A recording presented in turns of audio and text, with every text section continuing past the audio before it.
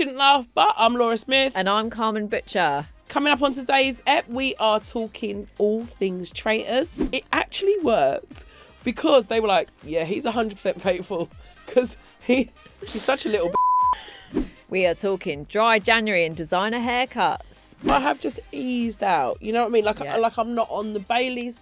I'm on the gin and tonic. I know. Slim down tonic. Yeah. And we're talking about cleaning up the New York Diamond District, baby. There is not an English person in the world that would be able to deliver that line without fumbling the bag. Cleaning up the Diamond District, baby.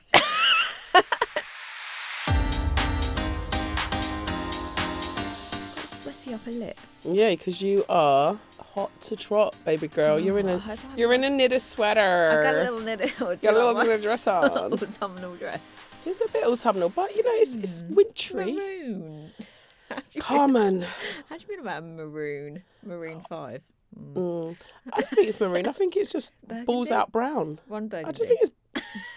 You're making me concerned for your eyes. It's fucking brown, babes. Listen, I'm colourblind, all right? Are you? Do you think it's brown? I think it's brown!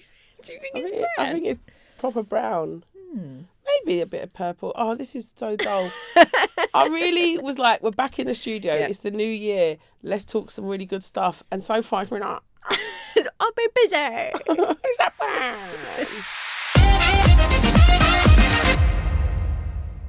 Carmen. Are we going? I think we're going. I love your face. I love haven't your seen it for ages. face. We've been. Sorry. How are you? I'm just admiring your glorious face. It It's looks pretty amazing. glorious. I It's made the effort today. I've got so lashes good. in. Lashes look on flake. Your lashes looking good. They've all come out, They've babes. all come out. You're year 10. I'm now a 39-year-old woman You're again. proper. Can I just say, Go on. your hair colour is really nice. Well, funny you should mention my hair. I'm going to get into my hair. You know, in the same way we did a deep dive on your lashes Yep. that were affected, maybe your eyesight and why you were thinking that dress is maroon. I want to talk about my hair, but I think first of all, we should do the intro to the pod because we're professional, Yes. going to be millionaire podcasters. That's our plan this year, isn't it? 2026, baby. 2026 millionaire podcasters. Welcome to Shouldn't Laugh But with me, Laura Smyth. And me, Carmen Butcher. This is the pod where we shouldn't laugh at things, but we do laugh at things because ain't it easier and funner to laugh rather than cry? Gotta have a laugh in January. Oh, God, listen, it's bleak. Right, don't get me wrong. I'm really pleased to see you. I want to hear a lot of your news. But the only thing getting me through January right about now is Traitors. We need to catch up. It's event telly. We've got to talk about the Traitors. Are you caught up? Are we all equivalent? We're all caught up, so we're going to talk about, I think, spoilers. At work, there were so many. Let's talk about the theories about the pairs. Okay, so Ellie and Ross, boyfriend, girlfriend. That was a bit of a wet squib, wasn't it? What I don't get, right, in the same way it was Roxy and Judith R.I.P., Judy R.I.P., it's adding nothing to the game. Yeah. With Roxy and Judy, at least we at home knew. But if no one in the castle knows and we don't know, it's adding nothing. Exactly. It was, and then it got revealed and everyone had found out anyway. 'Cause Yeah. They were all on Instagram. They'd been on holiday. And I get that they're trying to, because you've got to keep it fresh. We're now in season 4, so we know there's certain patterns that we start recognising, yeah. So I get that they keep it fresh, like the secret traitor. They had to keep, they add, that. I think that did add something to Yeah. it because we were put in the position of faithfuls trying to guess. And then the couples, what they don't seem to know how to not repeat is, and it's not just, I kind of called it out on Instagram as well, but it's now being written about widespread and people are like, oh, it's racist to say this. But it's people of colour, they get killed first, they get voted out first. But when it's like a pattern, it can't be ignored. If it was just a one-off or two, you wouldn't call it like that. But when there's a pattern, people are like, okay, this is becoming an issue. So is it about unconscious bias?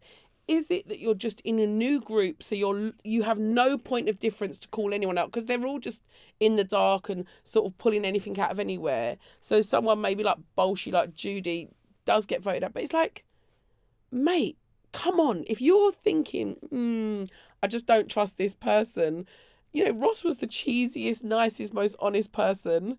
Rachel did that move on him where she's like, Aspinter says what? Aspinter says what? In the turret, what? And then it's like, owned him, right? But my mate made the point when I called it out on Instagram. She said, yes, there is an issue here. But equally, she said, there are literally 6 white men in the show that I can't tell the difference between. It's 100% true. It's 100% true. When Matthew got voted fairest of them all and then went and visited the Traitors and I was like, I was watching it with so many questions. Main question is, who's Matthew? Where did he come from? If someone said, I think it's Jake, like, what? Who's that? I was like that when every time that they say Jake or something, I'm like, who? Like, and then it's like this personal trainer guy. I'm like, like there's a quick shot of him. You're like, I didn't even like, you don't even remember him. I know.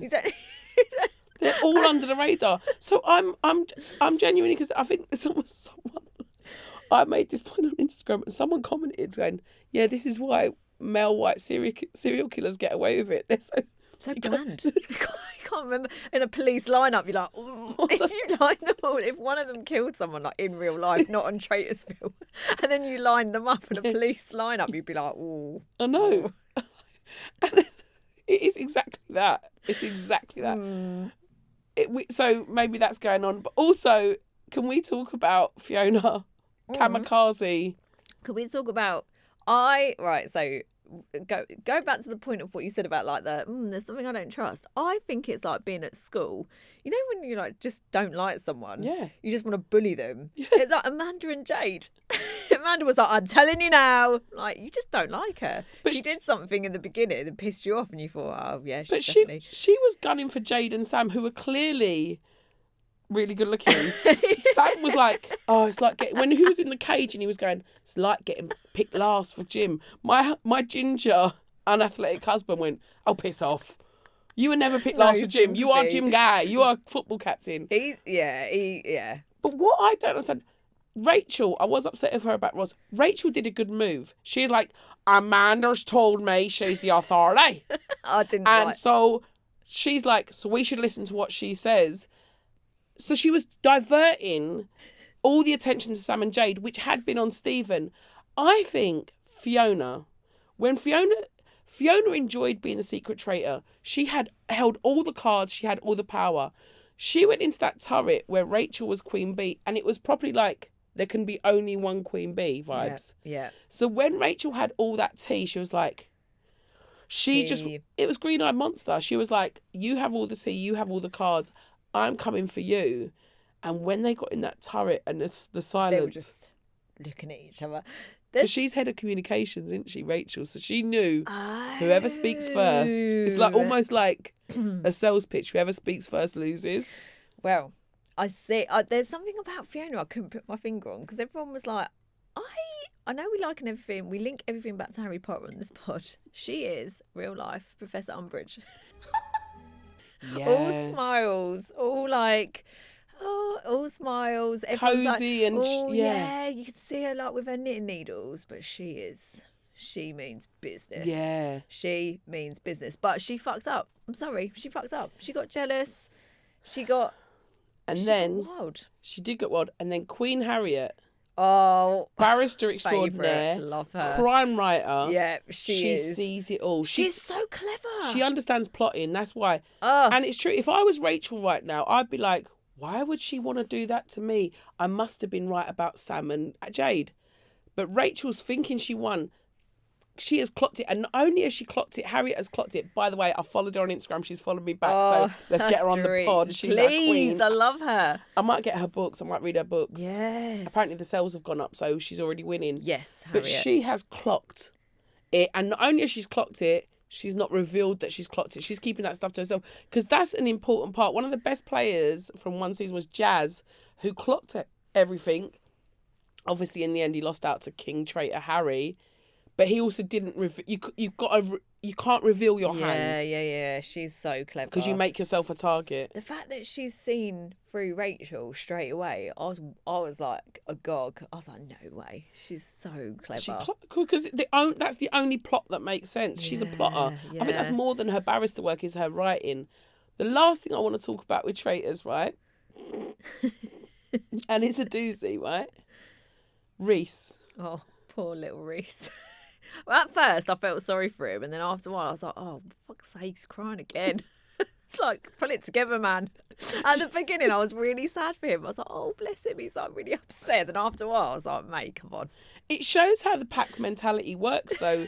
He was just like, he was like performing social suicide. He's like, oh, just kick me in the face. Oh, just put me in a cage.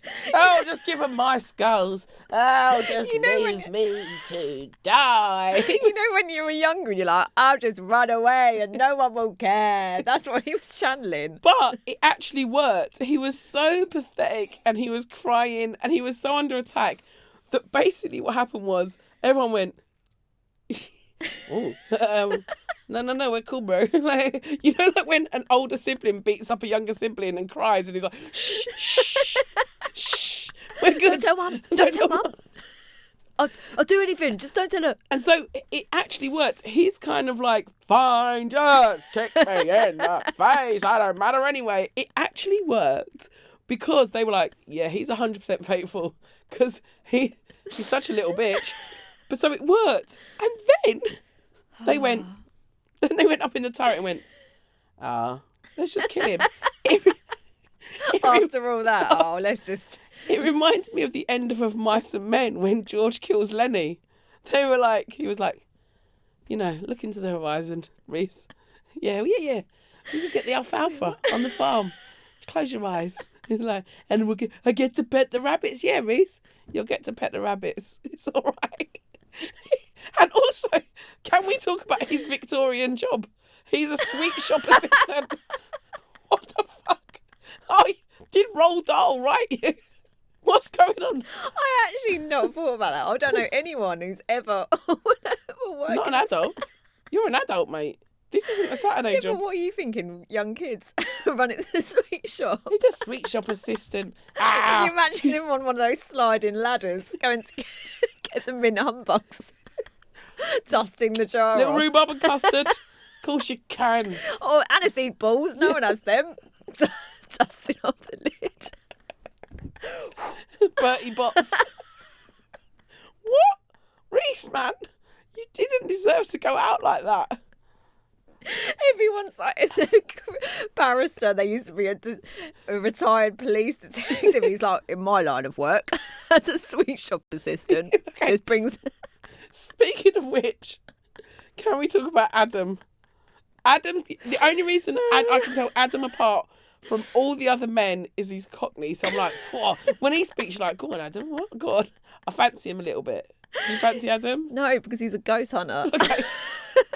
We need to talk about the ghost hunting. I'm a builder, but also a ghost hunter. Yeah. What? Hang on. Yeah. Hang on, what Like, if is- you're on a date and he's like, yeah, I'm a builder. Oh, mate, waving a £20 note about to get the drinks. You'd be like, oh, I'm in. Go on, Adam. Yeah, Proper yeah, geezer. yeah. He's like, and, go on. He'd be on the date and he'd be like, I can see something. Ghost hunter. You'd be like, you know, your fanny shuts up shop immediately. I can see something behind you. What, the waiter? Nah. I feel like he needs to explain. I want more context from him. He has no context. And then, like, he'll do an interview and he'll be like, yeah, in my experience as a ghost hunter, what does that bring, Adam? Like, what does your experience as a ghost hunter bring to Traitors? Nothing. Apart from you might do a good Ouija board. Yeah, That's it. but my experience as a ghost hunter, that does work with Traitors because, like, you've got no evidence, no clue, and you're just stabbing in the dark. He's just... Yeah, I feel like he needs more context because they didn't really explain it. We're did just they? accepting that. I wanted some B-roll of him at his ghost hunter job. Yeah. I need a bit of that. Need a bit of that. I hate those B-rolls. They're so cheese, aren't they? When Oh, combing their hair or like moisturising their shoulder. What are you doing? Me and him were talking. The best one was on Celebrity Traitors. Everyone had normal ones like Kate Garrows and her pajamas. Tom Daly was just in the shower, like. Yeah, that was. I rewound that a lot.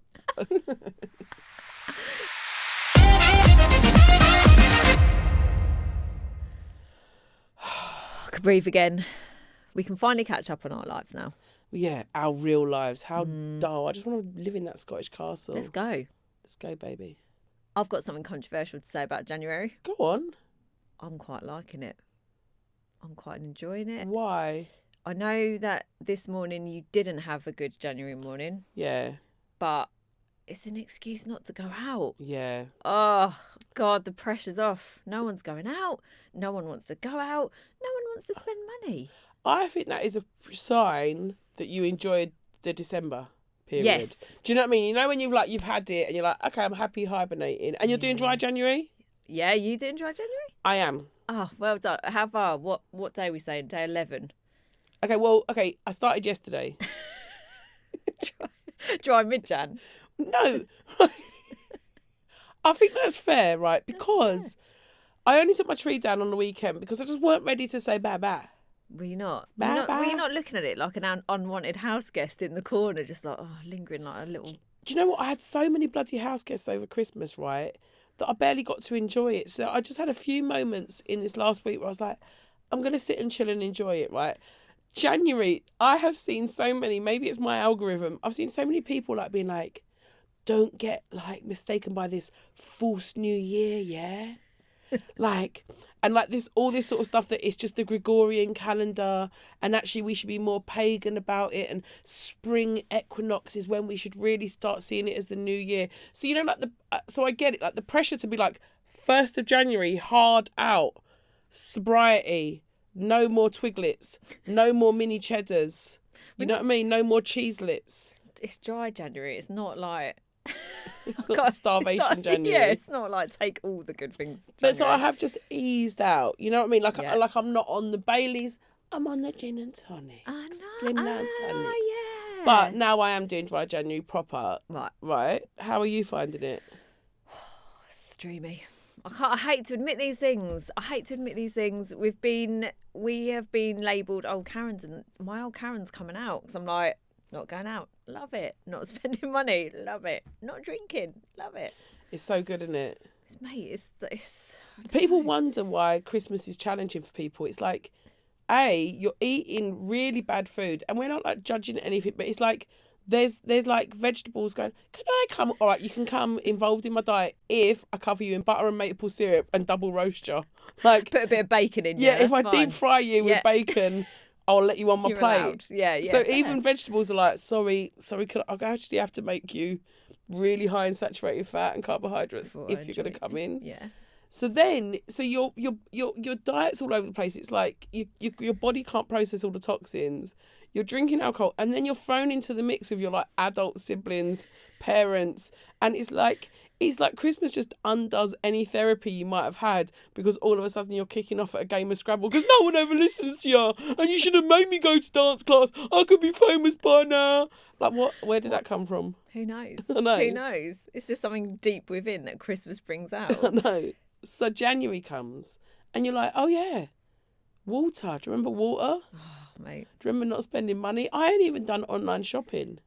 Oh, see, that is where I have fallen down. Oh, I've okay. done a lot of, smuggy McSmugger. I've done a lot of January shopping, but it's not good. Why just, do January shopping? It's for my ski holiday, babes. You know, on the way here, I was saying I've got nothing to wear apart from holiday clothes. That's all I've got. That's all I buy. It's just when I go on holiday. So I've got like an array of ski suits I could wear for the next record. Oh, yeah. But yeah, just all in one ski suits that just come like. What brand you going? You going cheap? You going big? No, going Roxy. Roxy? Yeah, you are well Roxy, Little mate. Roxy. I go Burton's. I literally can't ski, snowboard. Burton's is like the A1. Creme de la creme. Oh my God. We're going to be on Ski Sunday soon. Yeah, well. They're going to do like interviews with you and your Burtons. I just think as long as I'm overdressed, it don't matter. Like I thought, as long as I'm on the mountain with wearing a Burton's onesie, no one will realise that I can't even toboggan. We did do, this what I'm going to talk about, and I'll catch up. But we did a ski lesson this weekend, and before we went, I had a pie. Like 2 hours before, I ate a full-on pie. And I was so full, I had to undo my salapettes. So, like, I literally was skiing around thinking, if these fall down whilst I'm mid-ski, it's going to make someone's day. I was so full. You really see a lot of your food intolerances and delicacies in your stomach. Most people go, oh, look, I'm allergic to these foods. These are triggering for me. I can't handle them. I'll avoid them. You have treated your intolerance test like someone has thrown the gauntlet down. Like, oh, you can't really have wheat or dairy We'll or see meat. about that. We'll see about that. I'll eat a pie before I learn to ski. What's wrong with you? I love a challenge, mate. When it comes to food, I will love a challenge. This is what dry Jan and being good has done. It's kind of like send me out. We need to get that fire back in. Yeah. We need to get the intolerances back in so I can start a fight. We'll be talking about fights later, actually. Oh, we've got a lot of... we have got a juicy fight to talk about. Juicy, yeah. But I was going to talk about my hair. Let me talk about my hair. Yeah, it looks unreal. Well, the colour, not so great. I dyed it myself. Still looks great. But something happened. I don't know if you remember on my socials, right? We always talk about socials because it's quite exciting. It's quite new, isn't it? Or you never use socials because we've got the pod you're using socials.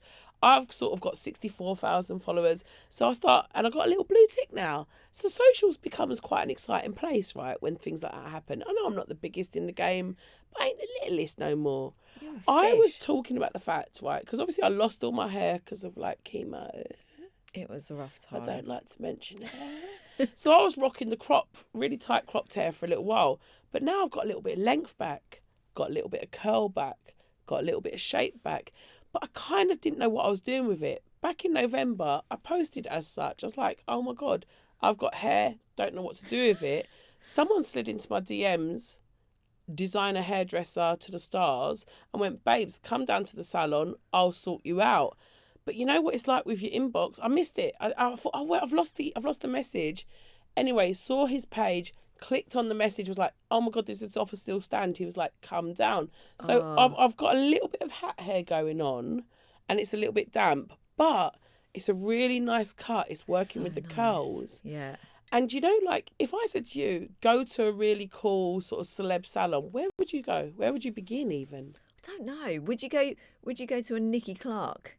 Would you go to, I don't know because it changes all the time, doesn't it? This is it. I'm not cool. I'm not cool, mate. I'm not cool. We know this from the pod. We know how not cool we are. Yeah. I was like, I don't know. Where'd we go? But then I went in, right? And he's cool AF. I'm not going to mention it. It's in Soho. It's really cool. There were other comedians in there. Famous comedians. I was like, oh my God. We like, hiya. Then there was like a famous football pundit sat next to me. But obviously in those situations, I've got to act cool. I've got to act like I belong there. Play it nice and cool, son. Nice and cool, you know what I mean? You know, like how when we go Groucho Club and everyone's cool, but we're just at the bar yamming all the twiglets. We're looking around being like, is there anyone? We're trying to be inconspicuous. But trying to spot the famous people. But we are inconspicuous because no one knows who we are. Yeah, we're just at the bar ramming twiglets. People know. Next time you come to Groucho, look for us. Yeah, we're at the follow bar the crunch. eating the Follow savoury snacks. Follow the Marmite crunch. It's like, girls, it's just, they're almost there as a Can't- joke.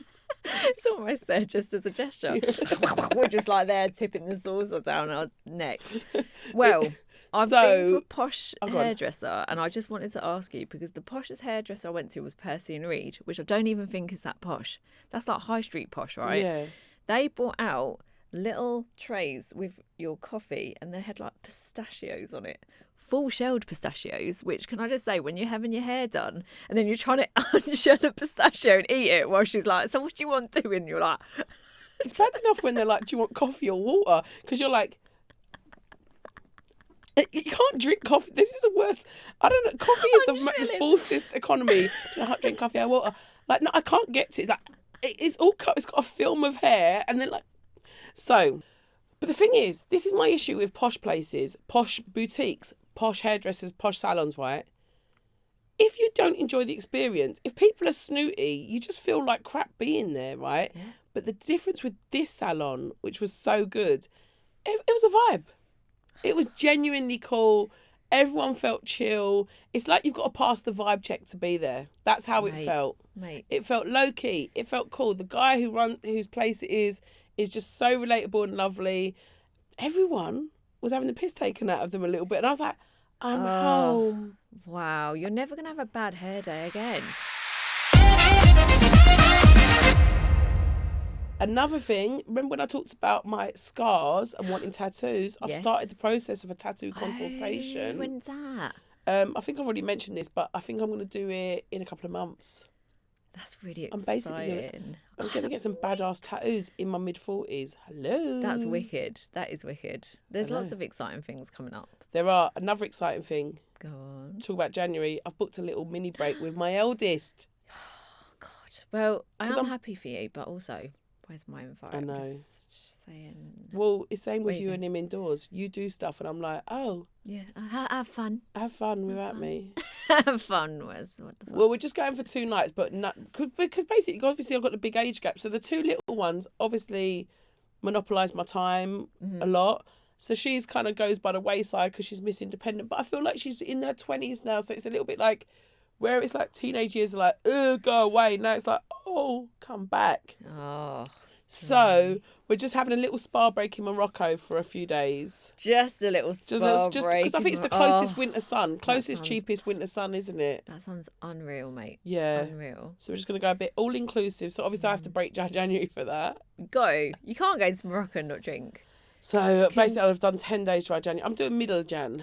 Can you also haggle me some ceramics whilst you're there? I hate it in Morocco when they're like, they name a price up here and you're like, oh, leave me alone, mate. And then they literally knock a zero off. Yeah, Like, like, bro. now you're double mugging me off. Yeah, what are they? They were not £200 leather sandals. Why are you, get off my arm? Yeah, what are you doing? Why are you like But this? you're not going to have the haggling because you'll be in some sort of bougie spa retreat, right? But my little ones are disgusted. Bonnie is like, you are snakes.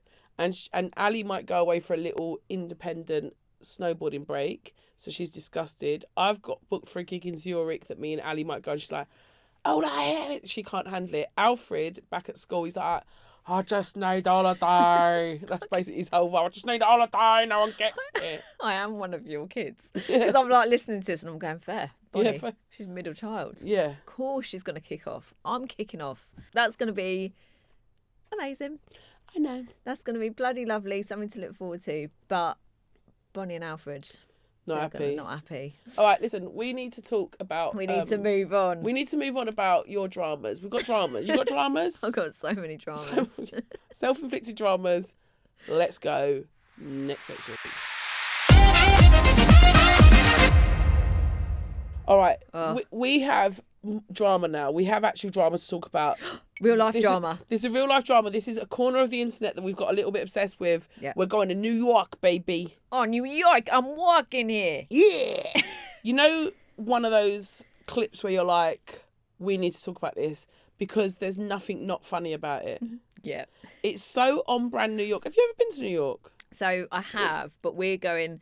We had this conversation the other day, actually, because we're going to Canada and then New York. So we were saying, like, how much of a shell... We're going to be shell shots because in Canada, everyone's like, oh, sorry. And then we're going to be wholesome Canada. And then we'll land in New York and they'll be like, get out the way. Because they're very... It's full on. I've never been to New York. I really want to go to. But everyone says about New York... is that you feel like you're on a film set. Yeah. When you go, you feel like you're on a film set. And I wonder, because it's so iconic, I wonder if people then act like they're in films. Yeah. Because a real life kickoff, it feels like something out of Batman. It's almost comic book, right? So Trax NYC is a famous jewellers, yeah? Mm-hmm. Run by... So Maksud Anjani, and then the brothers are called Akame. I did read this. The Ake brothers. Ake brothers, there we go. So the Ake brothers. But basically, someone came into the shop. Someone came into Trax NYC and he's had a couple of things like this where someone's like, this jeweller down the road, the Ake brothers, charged me 22 grand for this, saying it was your piece. So obviously he's got a reputation. And they lied about the carats of the like what carat gold it was, what carat diamonds, and the value. And he's like, hey, man, this is my reputation here. Like, he's so New York. It's like, are you Joe Pesci? What is going on, right? He gives him the money back. That's fair. He's like, I will compensate you. Yeah, even though it wasn't his. Even though it wasn't him. Sale, yeah. And he was like doing the right thing. But this is where the vigilante comes. He goes to the Ake brothers, goes down there to be like confronting them. Hey, I'm working here. You know, I'm working. I'm working here. I'm making diamonds here. Hi ho, hi ho. Right. Ake brother spits in his face. Full on riot. It kicks off. There's fight. It's brawling. It's all caught on CCTV at the Ake brothers, yeah? Then, not only that, we get him caught in hospital. The Ake brothers trying to strangle him with his chain, right? But he's got so many marks on his neck, but the chain doesn't break. So, Good is this quality. Is it promo? What a great promo. Is this WWE? Is this all been set up to show, look, I can get strangled with my own chain. It don't go nowhere, right? Which is amazing. But the creme de la creme, the absolute icing on the cake of this whole bloody thing, right, is as all like it's kicked off in the jewellers, an ambulance comes because it's been such a big fight. He's sat in the back of the ambulance like that and he goes to the onlookers, all with their phones out. It is honestly like a scene from Gotham City. He goes, we're cleaning up the diamond district, baby. Like that, and then slams the ambulance door. Heaven to watch. Heaven to watch, Heaven right? to watch. Hook it up to my veins. I can't believe they're real people. I can't believe there is not an English person in the world that would be able to deliver that line without fumbling the bag. Mate, there is not... Right, Can you... Sorry, but someone from Hatton Garden's going, we're cleaning up the diamond district, baby, and shutting the door. Like, what? And then reopen it going, sorry, please don't film that. Please don't post that. And then shut it. Oh, no. I would say it, and then whoever filmed it, I'd be like, let me see. Yeah, right, you can post it. Reopening the door. Let me have a look. Oh, no, let me do it again. Hang on. No, someone put a torch on. Cleaning up just say it in your accent. Please say. Cleaning up the diamond district, baby. No, imagine. No. There's not an accent in the world that can get away with it. No. And also, your point about there's not an English person. So, after we were talking about it, I got in a massive hole, right? This guy is like, I don't know if he's coked up. I mean, he's angry, but I mean, he's angry. He literally goes up to the desk and he's like, where's my fucking money? Like, you think I'm overreacting, I'm not. And then he's like, Right, there is no English person. So in the bonus, I'm talking about Royal Mail losing my parcel. Can you imagine if I went down to Wandsworth delivery office and was like, where's my fucking parcel? No, like, they wouldn't let you. You're not allowed to use your phones and you're not allowed to use profanity. I was like gobbing at the bloody, the glass screen where they're like, this is for our protection. If you want someone to see you, you better calm down. Even the fact that you're talking about two rival diamond producers in New York, jewellery, diamond district, baby. Even the fact that you're going, this reminds me of my Royal Mail delivery shows how shit. It's the same. It's the same. And we're going to co-op. You're like, what's his name? Maksud Agajani. Maksud Agajani. Listen, babes. I get it. Royal Mail lost the parcel. So I'm with ya. All right, look, me and you, brother. I'm cleaning up the delivery district, baby. I'm cleaning up Royal Mail. And also, I've seen videos of him crashing out at loads of people. 50 Cent. Our favourite 50 Cent. Ooh. Yeah, 50 Cent. You Oh, no, don't mess 50 with Cent. Fiddy's suing him.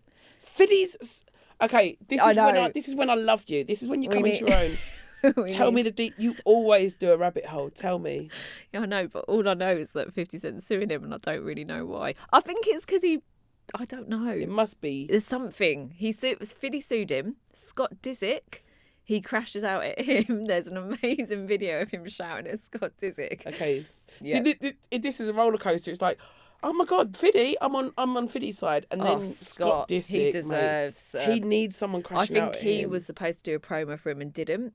And then his employee. So I was like, I don't know if I could work for this guy. Can you imagine like going into work, like handing him a cup of tea and he's like, where's my fucking milk. Yeah. Like if you made him a cup of tea. Where's my fucking hobnob? I'm cleaning up the biscuit district, baby. You'd be like, fucking hell, it's 9:05. Fucking drop me out. Calm That's down. a nutcase. Oh, can you imagine?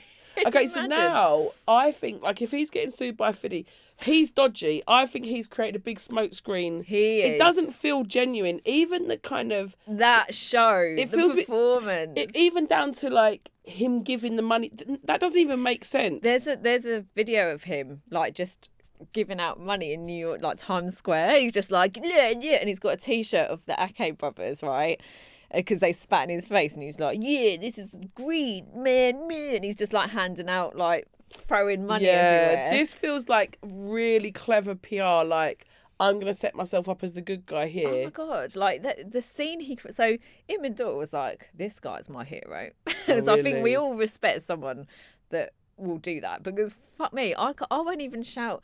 I just wouldn't ever have the balls like Royal Mail. I would not go into Wandsworth. Okay, you keep saying, well, let's talk about just bring it. Talk to me about Royal Mail. I feel like we can't even wait for the next No, we've got to save it. But okay, anything, right? Someone pushing in the queue in front of you. Yeah. You're not going to say anything. You're just going to. Whereas if you push in front of him in a queue, fuck me, you're going to know about it. So there's some. Okay, sort of... I think what I'm hearing now is that he's such a dick that he's made this big hoo-ha so that it's like, I'm not a dick. I'm starting to not believe it. I'm starting to smell a rat. I smell a rat. But another funny thing about this whole thing is the guy that brought him the bracelet in the videos. He's just there like, there's like this big brawl going. He's just in the background like, can I have my bracelet, please? Like he looks like someone that's just said something. You know, his wife's like, his missus has gone, go on, like you got to say something, get your money back, go on. And then he's just started it, and now he's like, oh fuck, like he's just in the background, like 100%. In the video, he's like, has anyone got my bracelet? I didn't want to start an issue. I think I didn't want to raise anything, but I just. Oh, I didn't mean for that to happen. Do you ever do that? Do you ever make? I said something once. Oh man, it's really weird. Like to my agent about something a wardrobe assistant had said to me, and I mentioned it casually because I was like, it made me a bit uncomfortable or something. You know, when it just pops off. It pops. I was like, no, and I was like, no, I don't know. And you know, sometimes you wish you didn't say anything. Like that's that guy. Him going this far, where you're like, this feels like smoke screen. Do you know what I mean? He's at home, and then the news pops up, and it's that guy like in a brawl where they're beating each other up, and he's just like Homer in the hedge. Oh God, that's what he did. I'm really pleased about the Scott Disick thing. Scott Disick is such a strange guy. Disgusting. Does everyone know who Scott Disick is? I don't actually know. Was he in a reality show? He is. Oh, I love that you're like Scott Disick. I just know him because he's Scott Disick, and he went out with a Kardashian. Yeah, that's right? it. Yeah. So he's Kourtney Kardashian's ex. I think he's an absolute liability. He's gross. He needs someone to shout at him. Yeah. The weird thing about the video is like when he's shouting at him, it's over the phone, but he's all hunched over. Why is he? It's like he's throwing up. He's expelling. I'm fucking telling you shit, baby. He's just expelling so much rage. God. He's like bent over. But I really urge everyone to watch the video because, oh my God, this guy. It's fun. We could do a whole pod episode about him. And we could. But my whole takeaway from this is the New York accent. That's my takeaway from it. That's what you love. It's just like, and I've never been to America. I really want to go to America, but everyone says, like, you know, when Americans say have a nice day, they actually mean it. Like, they're actually genuinely like that. Like, even like the MAGA stuff is like, make America great again. Like, I just don't give a shit enough about anything. It's so British to just like, yay, Britain, or not. Like, even clicking white British on a kind of like a form, I'm like, oh God, is that who I am, really? White British? Like, I feel cringed out that I have to tick it. Have you seen Uncut Gems? No, Uncut Gems. Uncut Gems. The only thing I know about Uncut Gems is Julia Fox saying that. I was Josh Safdie's muse when he wrote Uncut Gems. Right. Do you know what I mean? Uncut Gems. Uncut Gems. So, Uncut Gems, the movie, is not quite as stressful as that scene, but it's literally Adam Sandler running around being that guy. So it is like the real life Uncut Gems. And then I found out, and I don't know, I haven't verified this, I think Masood Agajani is in Uncut Gems. I think he is, but I'm not sure. Because when you watched it, you weren't aware of I was him. like, this makes so much sense. Okay. Maybe he's trying to recreate Uncut Gems. Like, maybe he is. Oh, like things have gone to their heads. Yeah, I don't know. We have to verify that with our producers. But yeah, it reminds me a lot of that film because the way it's cut is so stressful, and it's like jewellery is a big stressful industry. Okay, now I'm cringed out. It's gone to his head. Yeah, he's trying to be. And now he's like, yeah, this is what it's like. Oh God, I'm cringed out. You should go to New York though. It's wicked. I'm gonna go. Like, you can come with us. I'm trying not to spend money, obviously. Oh, don't go to New York then. I know. Well expensive. Because last year it was like Barbados. I did flipping skiing. I did Disneyland. I've got to save money, man. Also, the tips. This is what we're like for Canada and New York. Tip culture. You have to have a separate line in your budget for tips. They just want tips for everything. I'll give them a tip. Stop asking for tips. Soak your underpants in white vinegar, mate. That's a tip. Don't eat yellow snow. Right, listen. First proper bona fide ep back in 2026. I think we smashed it, babes. We've absolutely. I've had a lovely time. I've had a lovely time. It started all shaky. We didn't know what colour your jumper was, but we're in. We're in it. We're in the new year. 2026. Cleaning up the podcast business, baby. That's us. This has been Shouldn't Laugh But with me, Laura Smith. And me, Carmen Butcher. Listen to us on Global Player. Watch us on YouTube. Listen to us on Spotify. Listen to us, right? But mainly follow us, like us, share us. We're cleaning up the podcast district, baby. Yeah, and we will see you on Friday for a bonus Bony Ep. Bony M. Bony Ep.